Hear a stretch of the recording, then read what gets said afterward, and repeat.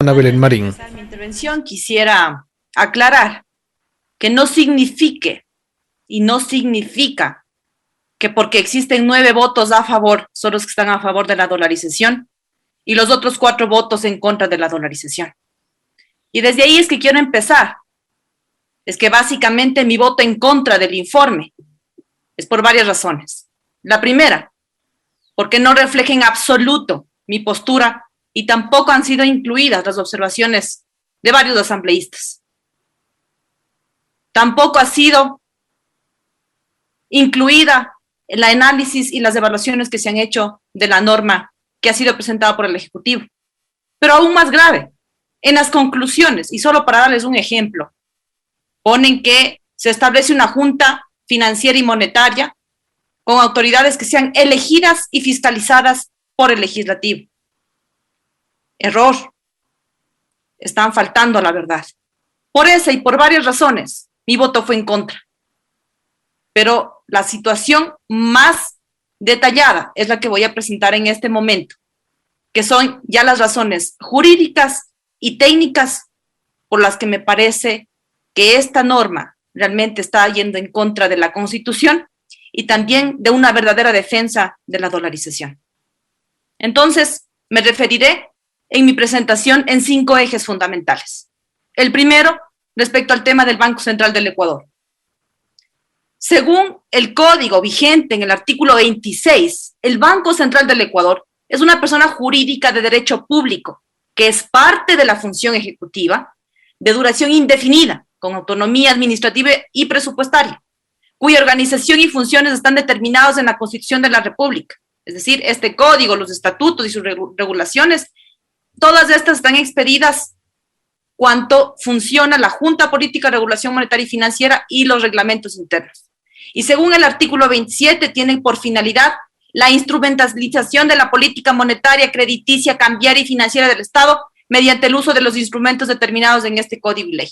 Es decir, el COMIF ajustó la normativa relativa al Banco Central conforme lo establece la Constitución. Entonces, la pretendida autonomía institucional que permite o permitiría que el Banco Central cuente con un directorio, ahora llamado Junta de Política y Regulación Monetaria, responsable de la formulación de la política monetaria, máximo órgano del gobierno del Banco Central del Ecuador, quien instrumentará esta política, desnaturaliza y traslada a esta Junta la atribución exclusiva del presidente de la República que está formulada en el artículo 303 de la Constitución de la República. No basta con poner en la propuesta que esta Junta será parte de la función ejecutiva. Es estrictamente necesario que quien ganan en las urnas, como pasó el pasado 11 de abril, ellos, los que ganan en las urnas, son los que tienen que de manera democrática asumir su rol, manejar la política económica, manejar la política monetaria, la política productiva, social y de desarrollo. Eso manda la ley, eso manda la Constitución. Eso no dice una tendencia política, ni una ideología. Esto marca la Constitución que ampara a todos los ecuatorianos. Pero ¿cómo puede una entidad en la que no participa ningún miembro de la función ejecutiva, ninguno? Actualmente participa el ministro de Economía, de Planificación y de Producción, que posiblemente es un exceso. Pero lo que hay que ir evaluando es que requiere la participación del Ejecutivo en estas juntas. Ahora, yo me pregunto, ¿quién debe formular la política monetaria, la política económica de un país? Tiene que ser el mandatario, a través de sus ministros, a través de sus delegados. Pero ahora lo que se pretende es que 5 miembros en la Junta Monetaria, estos 5 miembros, de hecho, dicen nombrados por la Asamblea Nacional, que dicho dígase de paso, no tiene competencia para hacerlo, porque es como que la Asamblea Nacional designe por ternas a los ministros de Estado y después les pueda fiscalizar. No, señores, nosotros como asambleístas tenemos toda la facultad constitucional de fiscalizar en cualquier nivel, pero sobre todo la claridad de los procesos de transparencia en cada una de las instancias. Entonces la pregunta aquí es, ¿quién va a garantizar la aplicación de la política económica del Ejecutivo? Más aún cuando textualmente señalan que sus decisiones responderán a motivaciones exclusivamente técnicas. como lo he dicho varias ocasiones, si se pretende modificar qué es y qué debe hacer el Banco Central del Ecuador, se debe iniciar el proceso de reforma de la Constitución. Ese es el camino. Porque ustedes recuerden que la Constitución del 98, ahí sí decía, y figuraba como una persona jurídica de derecho público con autonomía técnica y administrativa. ¿Qué es lo que pretenden hacer ahora? Eso era válido hasta el 98, en la Constitución del 98. Pero ya fue reformada la Constitución. Entonces no podemos actuar en acomodos haciendo uso de lo que no corresponde. Además, este proyecto de ley plantea un banco central enfocado únicamente en brindar coberturas a entidades privadas, enfocado solo en la estabilidad de precios, lo cual sabemos que en dolarización esto se resuelve en sí mismo. Y lo más llamativo es que se pretende abandonar el apoyo a la actividad económica, al empleo y el crecimiento y desarrollo. Esto no es el modelo del Banco Central independiente que impera en el mundo y que muchas veces se intenta compararle al Banco Central del Ecuador. Por lo expuesto, no solamente traigo la preocupación de cada uno de los ejes, sino también propuestas. Y mi propuesta es así como lo manifesté en la comisión y después de manera inmediata lo hice por escrito, lo vuelvo a decir aquí ante ustedes, queridos colegas asambleístas, y ante el pueblo ecuatoriano, que mi propuesta es que los textos deben mantenerse los vigentes y garanticemos el rol constitucional del Banco Central del Ecuador. Debemos dotar al Banco Central de mayores y mejores herramientas para su funcionamiento, para contar con personal técnico y especializado, incluyendo requisitos especiales y específicos de idoneidad, capacidad y probidad personal y profesional para quien deba gerenciarlo. Oh, sorpresa, para quienes forman parte de las juntas, sí hay cierto perfil que básicamente los perfiles vendrían desde la banca, que claro, son privados, pero cuando ingresan serían servidores públicos. Alguien en un momento nos quiso confundir y decir, pero ¿cómo? Si de ley vienen del sector privado. Claro que vienen del sector privado, pero ¿qué perfil están poniendo en los requisitos? Esto es integral, no podemos ver los artículos por sueltos, queridos compañeros, hay que verlo de manera integral. Y entonces decía, oh sorpresa, para los miembros de la Junta si piden requisitos y para el gerente del banco no hay requisitos. Debe haber requisitos para el gerente del Banco Central. Y esas son parte de mis propuestas que he planteado. Por otro lado, la regla de respaldo y los 4 sistemas de balances.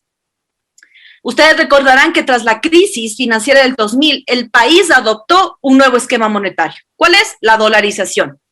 La ley de régimen monetario y el Banco del Estado identificó dentro del balance del Banco Central a las obligaciones que debían ser respaldadas por la Reserva Internacional y libre disponibilidad. Estas obligaciones estaban divididas en 4 sistemas de balances con contabilidad separada e independiente, creados con la finalidad de ¿qué? De restaurar la confianza en el sistema financiero del país, garantizando que las obligaciones en forma de depósitos que mantenía el Banco Central estén debidamente respaldados.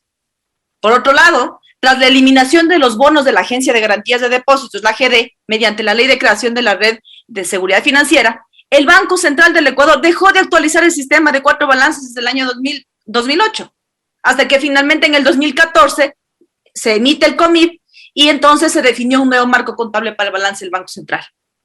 Entonces, este proyecto de ley pretende regresar al sistema de 4 balances, que como ya señalé, se utilizaron desde el 2000 al 2014, sosteniendo que es parte fundamental para sostener la dolarización. Y como esto, estimados colegas, les dejo una inquietud. Si desde el 2014 no se han utilizado los 4 balances, estos 7 años hemos permanecido en permanente riesgo de dolarización. Cada uno de ustedes responde esa pregunta. Pero además, esta propuesta establece una nueva prelación para el reconocimiento de pasivos del Banco Central. Y aquí también se intentó confundir y decir, no, es que hiciste un orden de prelación, pero señores, en el Código Civil, eso es para los créditos. No puede usarse una forma de prelación en reconocimiento de los pasivos del Banco Central. ¿Por qué? Porque en primer lugar están poniendo para cubrir al 100% los activos de las reservas internacionales a los bancos privados, a las mutualistas, a las cooperativas de ahorro y crédito, a los créditos de bancos públicos con depósitos a la vista. En el segundo están las obligaciones que deberían ser cubiertos, que obviamente no serían cubiertos por el primer balance, con activos y reservas remanentes que básicamente está la CFN y el BIES. Y en tercer lugar, los depósitos del sector público no financiero.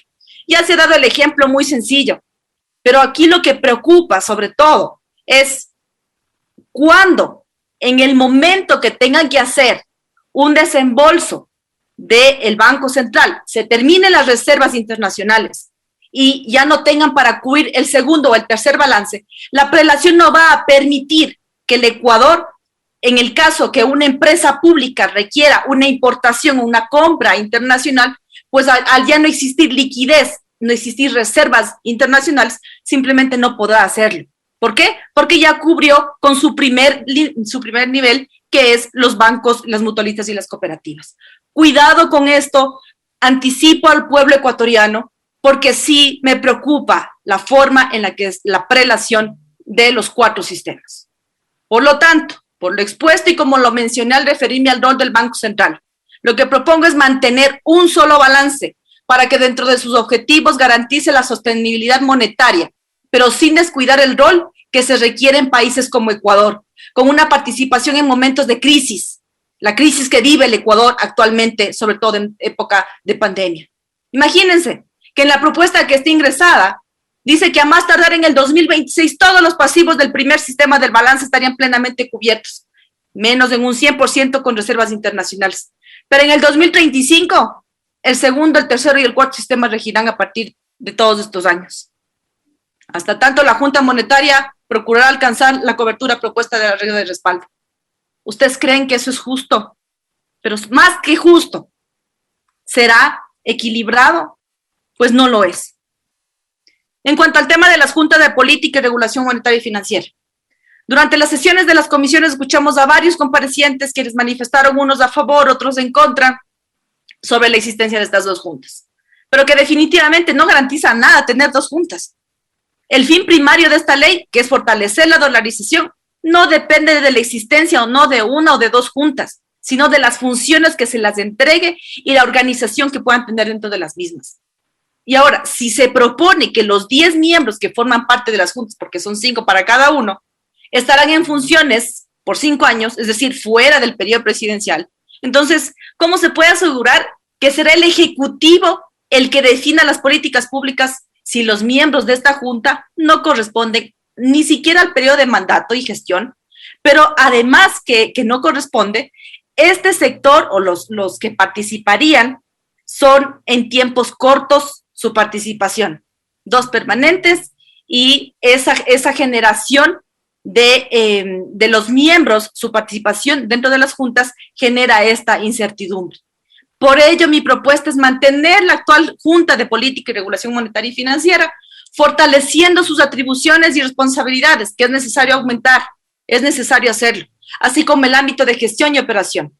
Su estructura debe mantenerse, siendo así el reflejo y representación del Ejecutivo, como lo manda la Constitución, responsable de restablecer el rumbo en el manejo y la formulación de la política económica, monetaria y financiera del Estado.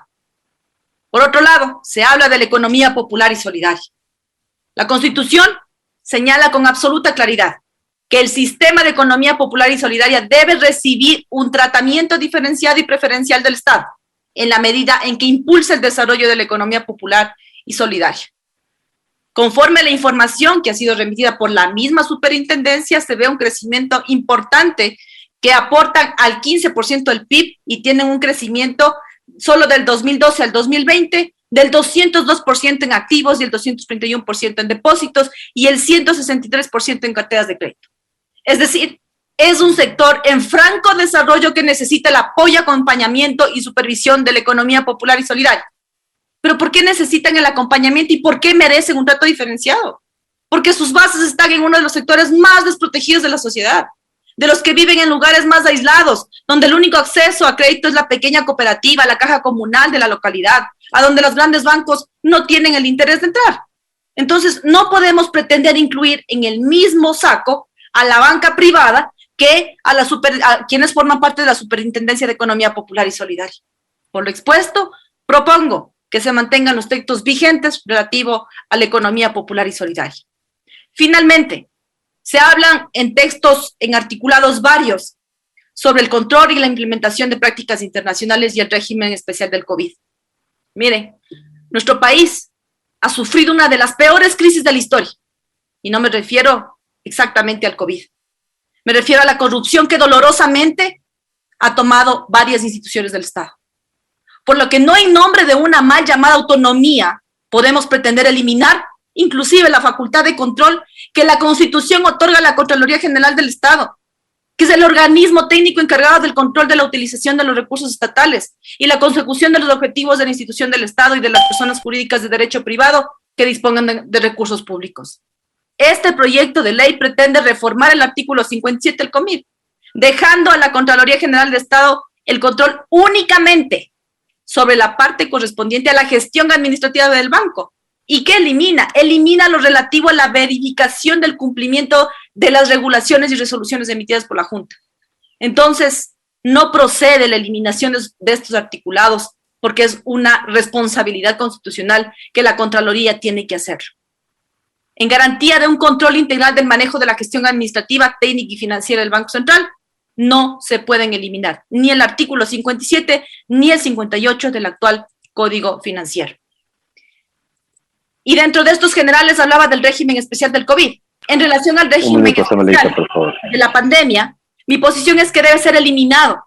Respondiendo a una pregunta muy sencilla. ¿A quiénes debemos ayudar en estos momentos de crisis, tanto económica como sanitaria? ¿A las instituciones financieras o a los ciudadanos que no alcanzaron a pagar sus deudas y se les ha ido acumulando?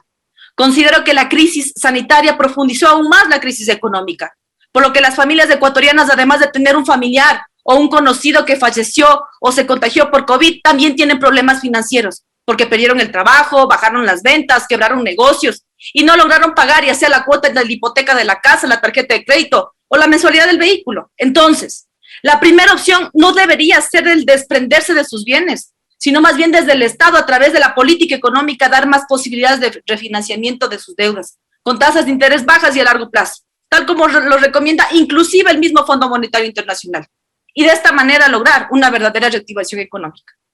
Distinguidos compañeros asambleístas, todos queremos defender la dolarización, porque permite conservar el poder adquisitivo de las personas, las expectativas del consumidor, brinda seguridad y la hemos sentido y vivido estas décadas. Pero esta ley no ayuda a fortalecer la dolarización. Compañeros y pueblo ecuatoriano, la dolarización se defiende principalmente con políticas inclusivas que permitan reducir la pobreza, generando trabajo, producción, con la participación de todos los sectores, empresarios, productores, trabajadores, con mayores flujos de ingresos a la balanza de pagos y menores flujos de salidas, a sus salidas. Es decir, todo esto resume básicamente los grandes desafíos que tendrá el gobierno del señor Guillermo Lasso, a quien le deseo éxitos y muchas bendiciones, porque el éxito de su administración será el éxito del pueblo ecuatoriano. Muchas gracias, señor presidente. Hemos escuchado ya a la asambleísta Ana Belén Marín. La asambleísta Ana Belén Marín defendió su voto en contra del proyecto de ley al interior de la Comisión del Régimen Económico sobre la autonomía del Banco Central del Ecuador. Dijo que es un organismo que goza de la autonomía presupuestaria y administrativa de acuerdo a la legislación nacional y tiene por finalidad la instrumentalización